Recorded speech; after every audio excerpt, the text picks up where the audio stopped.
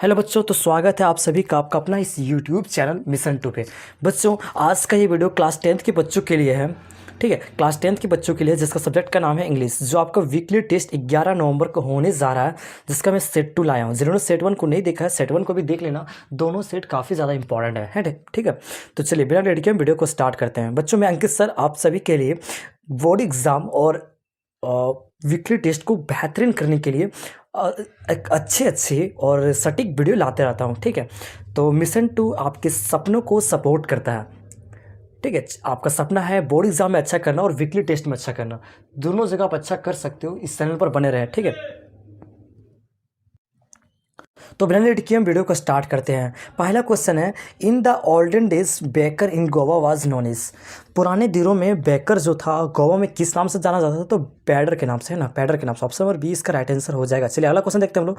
अगला क्वेश्चन है, what did the children like to buy. Children जो थे वो क्या खरीदना पसंद करते थे?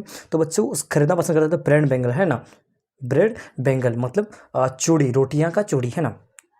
चलिए अगला क्वेश्चन है, who was identified as a friend guide and companion in the chapter baker from Goa.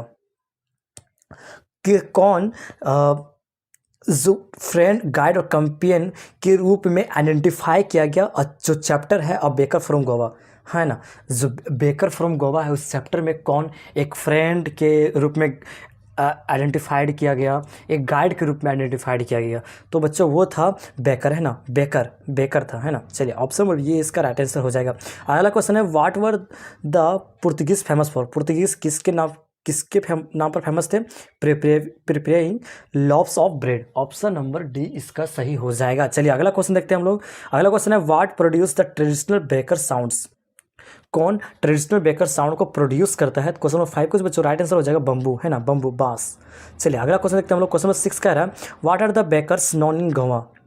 Goa में बेकर्स किस नाम से जाना जाता था? तो बच्चों क्वेश्चन नंबर 6 का जो राइट आंसर हो जाएगा आपका पेडर, है ना, पेडर। आपका राइट आंसर पेडर हो जाएगा। चलिए अगला क्वेश्चन देखते हैं। अगला क्वेश्चन कह रहा है, what was called कबाई। What was called baker dress. Baker का जो ड्रेस था उसको कबाई के नाम से जाना जाता था। अगला क्वेश्चन है, what are compulsorily prepared during Christmas in Goa. Christmas जब गोवा की क्रिसमस में कौन सा कंपल्सरी था प्रिपेयर करना, कौन सा था? तो बॉलिन हैस, है ना। ऑप्शन नंबर बी इसका सही हो जाएगा। चलिए अगला क्वेश्चन देखते हैं, what were the monthly accounts of the baker recorded. Monthly accounts मतलब बेकर जो था उसका मंथली अकाउंट्स को क्या रिकॉर्ड करके रखा था? तो बच्चों इसका जो राइट आंसर हो जाएगा आपका on a wall with pencil, on a wall with pencil. Option number B इसका राइट आंसर हो जाएगा। अगला क्वेश्चन है, नेम रिचार्ड्स कॉलेज रूममेट।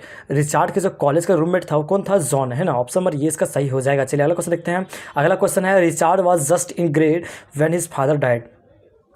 बच्चों 11 का राइट आंसर हो जाएगा थर्ड। जो रिचार्ड था वो जो जस्ट ग्रेड था, जब फादर की जब मृत्यु हो गई थी, जो ग्रेड था रिचार्ड वो थर्ड ग्रेड का था। चलिए अगला क्वेश्चन है, नेम अरवाइड सोशल साइंस टीचर। अरवाइड के जो सामाजिक विज्ञान के जो टीचर थे, तो टीचर का नाम था बच्चों मिस्टर वेहियर। अगला क्वेश्चन है, how many gold spots were there on a monarch pupa. Monarch pupa में कितने तरह के गोल स्पॉट्स पड़े हुए थे? कितने तरह के थे? 12, है ना। ऑप्शन नंबर 20 का सही हो जाएगा। चलिए अगला क्वेश्चन है, in which class Ebright when he lost at the country science fair. कौन से क्लास में एवराइट ने कंट्री साइंस फेयर को मतलब छोड़ दिया था, मतलब मिस कर दिया था? तो हो जाएगा 7 क्लास में। ठीक है, 7 क्लास। ऑप्शन नंबर सी इसका सही हो जाएगा। चलिए अगला क्वेश्चन है, what ground breaking research Ebright's do. कौन सा ब्रेकिंग रिसर्च जो था वो एवराइट्स कर रहा था, है ना। मतलब कौन सी चीज़ों की वो पर रिसर्च कर रहा था? तो वर्किंग ऑफ डीएनए का वर्क क्या होता है? ऑप्शन नंबर 20 का सही हो जाएगा। अगला क्वेश्चन है, who did he write to get an idea for an real science experiment. Real science experiment का आइडिया उसको किसने दिया था? तो हिज मदर। ऑप्शन नंबर ये इसका सही हो जाएगा। चलिए अगला क्वेश्चन देखते हैं। अगला क्वेश्चन कह रहा है, which butterfly is not eaten by birds. कौन सा बटरफ्लाई चिड़ियों द्वारा खाया नहीं जा रहा था? तो मोनार्क, है ना। ऑप्शन नंबर 20 का सही हो जाएगा। चलिए अगला क्वेश्चन देखते हैं। क्वेश्चन अब है सब्जेक्टिव। ठीक है, ऑब्जेक्टिव खत्म किया, अब सब्जेक्टिव क्वेश्चन की ओर आगे बढ़ते हैं। पहला क्वेश्चन है, व्हाट इज कबाई। कबाई क्या था? तो कबाई फ्रॉक था जो एक कपड़े के एक सिंगल पीस से बनते थे। ठीक है, अगला क्वेश्चन है, अगला क्वेश्चन है हु बेक सैंडविच, सैंडविच को किसने बनाता था? तो द लेडी ऑफ हाउस, जो घर में महिलाएं थी वो बनाती थी, है ना। अगला क्वेश्चन है when did the baker come daily, baker daily कब आता था?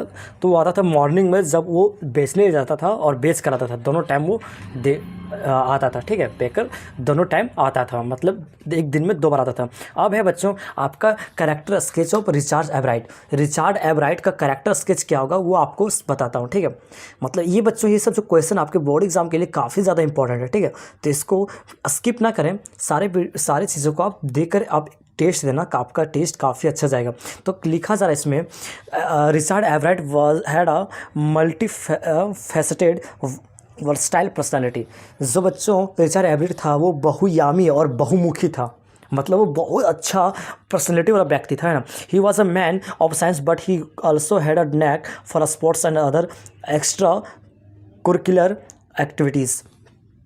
वो विज्ञान के व्यक्ति थे, ठीक है। वो रिचार्ड जो थे वो विज्ञान के व्यक्ति थे, लेकिन उन्हें खेल और अलग तरह की गतिविधियां जो होती एक्टिविटीज़ जो होती उनको काफ़ी ज़्यादा शौक था, है ना।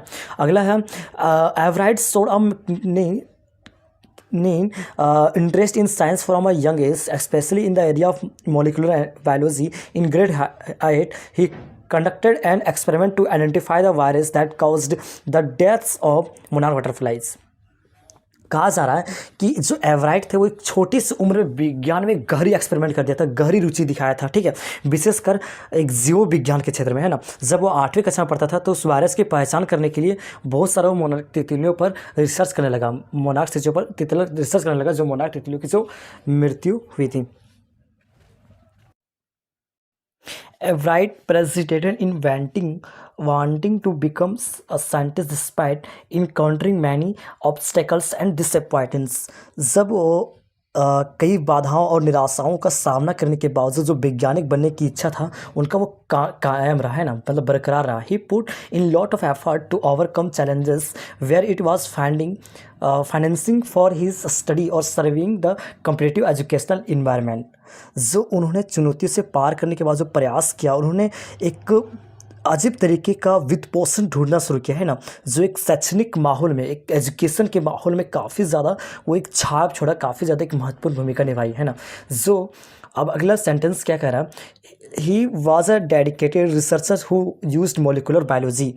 वह एक समर्पित रिसर्चर था, मतलब रिसर्चर का हिंदी होता है शोधकर्ता, है ना।